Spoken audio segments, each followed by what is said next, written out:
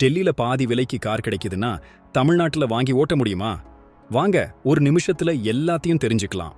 டெல்லியில காத்து மாசு அதிகமானதுனால 10 வருஷ டீசல் கார்கள் 15 வருஷ பெட்ரோல் கார்கள் மேல தடை விதிச்சாங்க. உடனே அங்க இருக்கிற லட்சக்கணக்கான கார்களை, அதுவும் இன்னோவா, BMW, பென்ஸ் போன்ற ஹை-எண்ட் கார்களை பாதி விலைக்கு வாங்க ஆரம்பிச்சுட்டாங்க.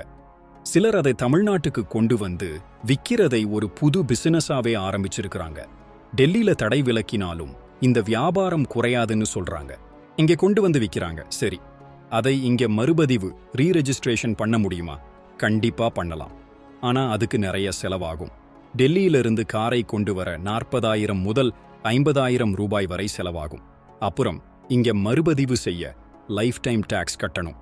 காரோட வயசு, புதுசா வாங்கின விலை இதையெல்லாம் பொறுத்து 8% முதல் 19% வரைக்கும் வரி வரும். மொத்தம் 2 லட்சம் ரூபாய் வரைக்கும் கூட ஆகலாம்.